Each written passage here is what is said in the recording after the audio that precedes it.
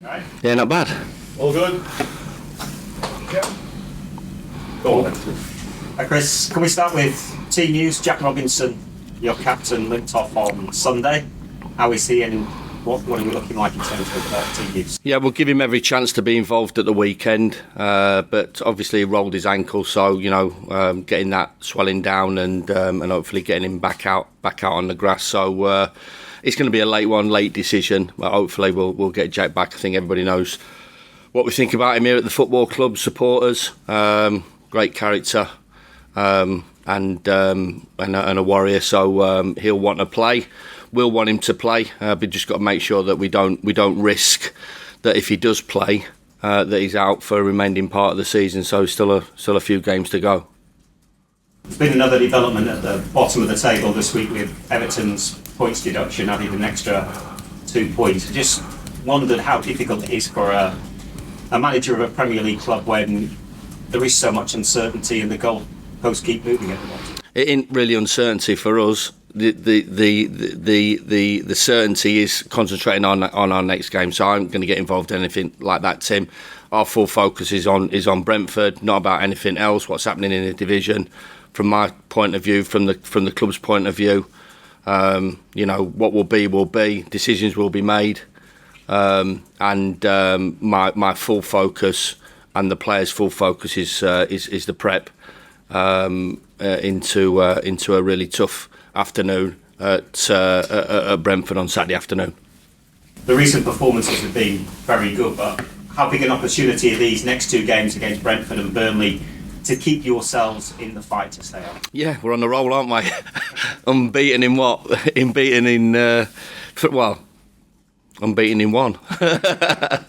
So, listen, the performances have been good. The attitude's been good. Even in defeat at Liverpool, we want to keep that going. We want to produce another big performance. We've had to produce big performances in all of those games, whether Bournemouth, whether it was Fulham at home, Liverpool away, and Chelsea at home. So we'll need that type of performance to give us any opportunity of getting a result at Brentford. Well, your focus will be on that game. At the same time, this weekend, the Masters is going on, the golf. I know you love your golf. And Matt Fitzpatrick, hopefully flying the flag for Sheffield United. Have you been in touch and will you be watching? I will definitely be watching when I get that opportunity. I have been in touch and hopefully it goes well. He's a massive Sheffield United fan, so got to know him pretty well. I had the opportunity of going out there last year, but I took the Watford job. I wish Matt all the best over the weekend, and hopefully he has a really good 4 days, and he's a smashing guy as well, down to earth Sheffield boy, as well as being an incredibly outstanding, talented individual. Thank you. Just a sort of a broader question about the injuries. I know at times we've asked you about certain individuals, and some of them might play again this season, might not. Are you remaining hopeful that some of that list, clearly fairly lengthy, might get a bit of football between now and the end of the year? Yeah, listen, I'm not going to put a gun to their head to get back. It's, I think one of the things that we have had a look at in review and reflection is the risk and reward policy. So we have to make sensible decisions short term, regarding Jack. If that's not a sensible decision, I don't want to be risky in terms of that for a longer term suffer from our point of view, and it will be the same right the way through with the players that no doubt are on that list. But what I will say is the attitude of the players has been outstanding. The ones that are not playing, the ones that have been injured, whether they're long term, medium term, or short term, they all want to help the cause. They all want to come back into the group. They see a buzz about the group. The attitude of the group has been great, even though we had some disappointing days as well through that. It's something that I've never really criticised at length. We can criticise performances, but overall the attitude of the group has been spot on. And what you'll find is those boys are working extremely hard, morning, noon and night, away from the lights, to get themselves back. And then, hopefully when they come back, they'll add to the squad.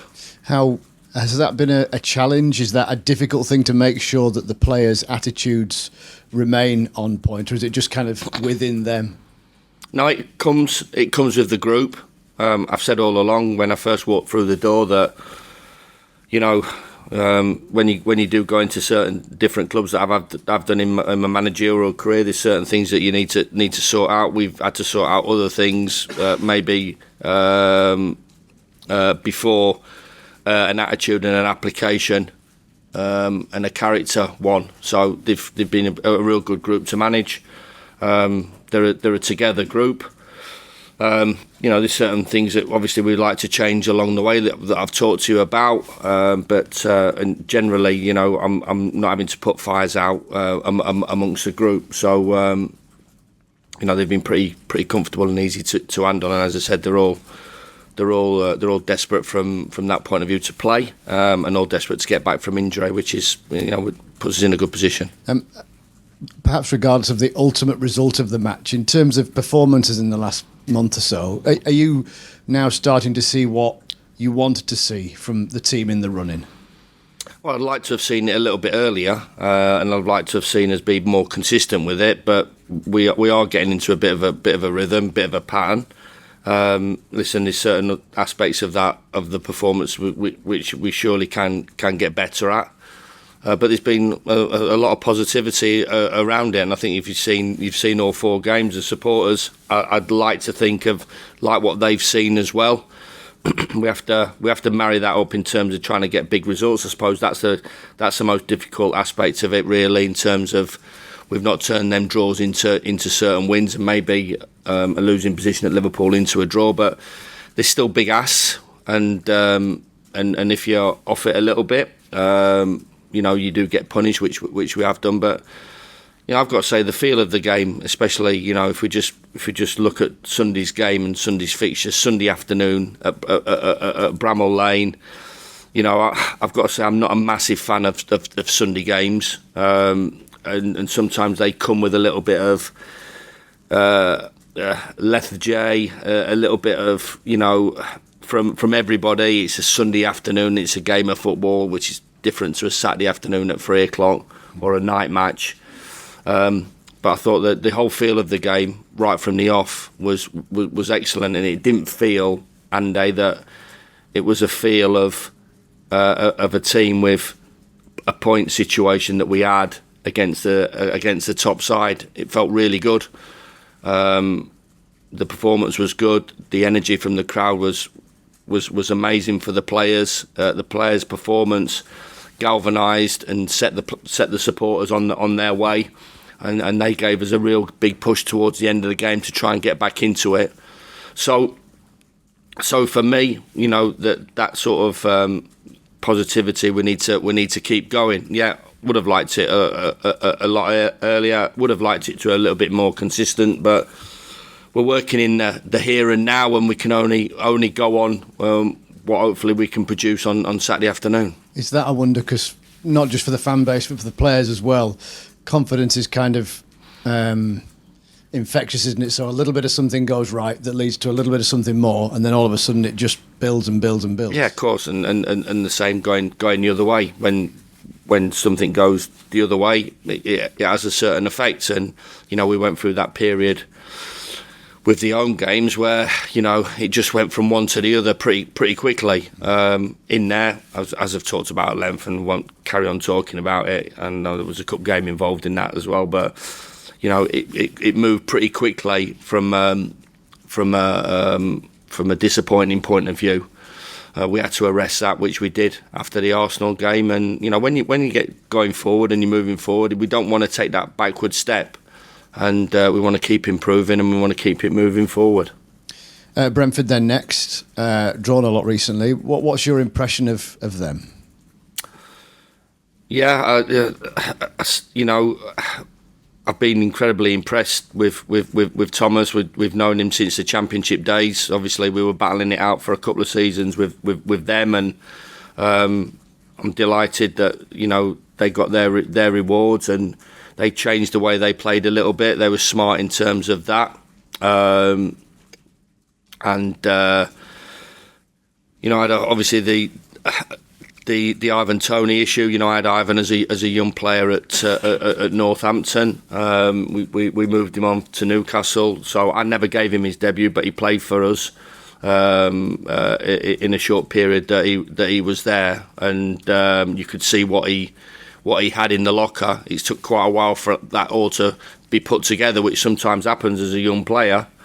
But they've got some outstanding individuals, extremely hard-working, a together group, an organised group, a disciplined group. I think you've got to give them huge congratulations and praise for, you know, getting through that first season in the Premier League, getting through that second season, and I should imagine, you know, they'll be looking to cement themselves in the Premier League for third year on the spin. Yeah. Not a glamour club, but hard working. I like that. You know, together I like that, and I've got a really good manager that's on the front foot. So we understand the challenges that game's going to pose for us. Just to kind of, because I didn't know about the Toney thing, but just to marry sort of seeing him as a young player, obviously with the lads that you've got coming through now, how much is it a sort of a scientific coaching process, ticking boxes to go, right, this lad's ready, in addition to gut feeling? Because Newcastle obviously felt something about the lad because they took him. But it took them quite a while for them to get him going, and they didn't get him going. It's strange, isn't it? Yeah. Yeah. So this is what you have to deal with young players. I've got to say, we've just had the conversation out there about an hour ago about our two young players. Like, you look at Jebison and you look at Wilder Santo and the characteristics they've got. Number 9s, modern day centre forwards. You know, that are strong, powerful, can run and athletic. And obviously, I haven't had all those tools. Putting him together, and I'm not saying our two boys will go on to have the career that Ivan's had, but it's been a while coming, and he'll possibly be the first to admit that. You know, loan spells here, there, and everywhere. Obviously, he found home at Peterborough, and a very good one, and developed off the back of that, and then obviously got his move, and you know the numbers that you're talking about, and being in the England squad, but. With the young players comes time and patience as well. So there is, yeah, you're right, a gut feeling when to put them in, when to bring them out. We have to manage that. Just had a conversation with Brooksy about that as well. You know,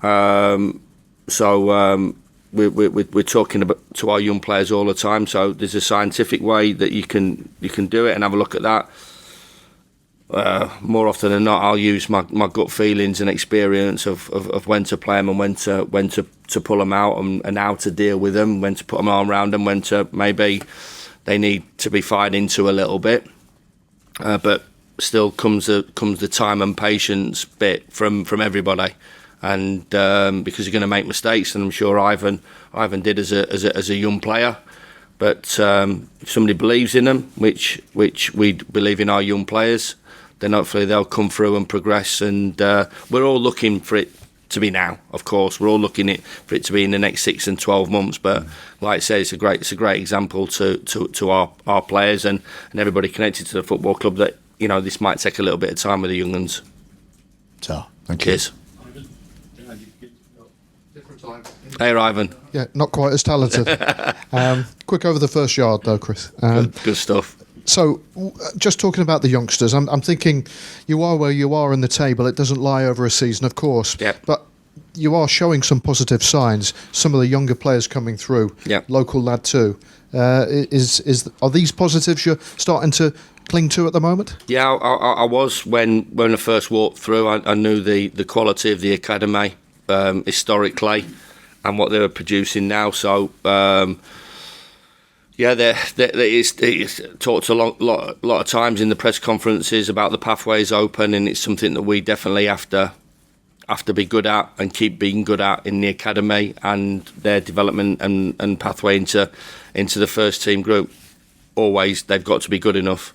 They can't be session records. We can't just put players into the first team group if they're going to collapse and not be good enough. So they have to be good, and they have to have the right qualities for them to progress their careers. But we feel as a football club we're in a good place, and we'll keep producing those players for hopefully a number of years. Yeah, and what doesn't kill you makes you stronger and all of that. So what experiences are you taking from this difficult season that might actually make you stronger when you come back? Yeah, of course, you're always learning about the players. You're learning, about the football club. It's something I'm being heavily involved in over sort of eight years, give or take. A couple of years away. So I know how it ticks. I feel I know what's required. So we're reflecting and reviewing, because sometimes it changes direction a little bit. So we'll get it into the direction that I want it to go in, with the help of the chief exec and the board and everybody connected to the football club. So we're always learning. We're always looking at players. Of course, there's still a lot of football to be played this season, and we're fighting, we're punching, we're swinging. We're having a go, which I like and I enjoy. And there's still a lot of points to play for. And then, medium and long term is where the club develops in terms of the academy and how it progresses, and our future after this season, because the club, as I keep saying, the club won't die whatever happens this season. We all love it to end up in the way that we all want it to end up, but we have to recognise that that might not happen, and we have to be ready for whatever comes next season, and we will be. Brentford have gone 9 without a win in the Premier League. Is that a stat that encourages you or worries you?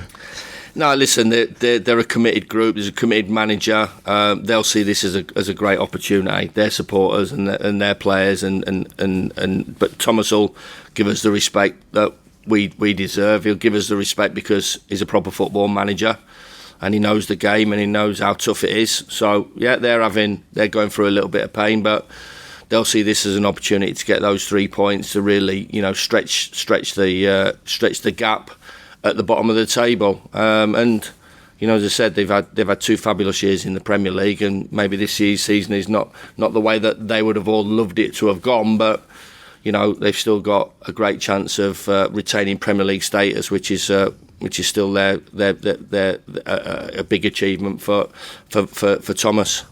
And the other Ivan has gone 7 without a goal. Again, not something you want to think about too carefully. Yeah, well, we'd like it to go 10 and we'd like it to go 8. I suppose that's the most simplistic way we'd want it to be. But we, like I said, for us to stop them as a team, for our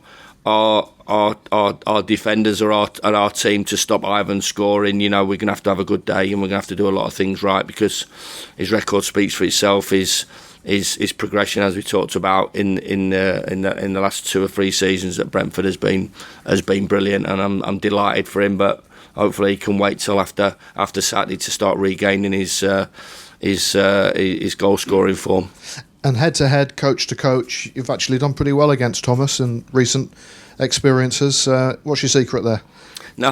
Listen, there's no secret. There's a few clubs I haven't done very well against, so it evens itself out. But no, they've always been really good games. Remember a couple of games in the Championship, game at our place when we had a man sent off. So been really, really close calls. But it's something that when you look at a club and you don't want to copy a club, we are Sheffield United, and we want to be Sheffield United and be good at everything that we're about. But there's certain things that we're all learning about still. And I look at Brentford and I like what I see.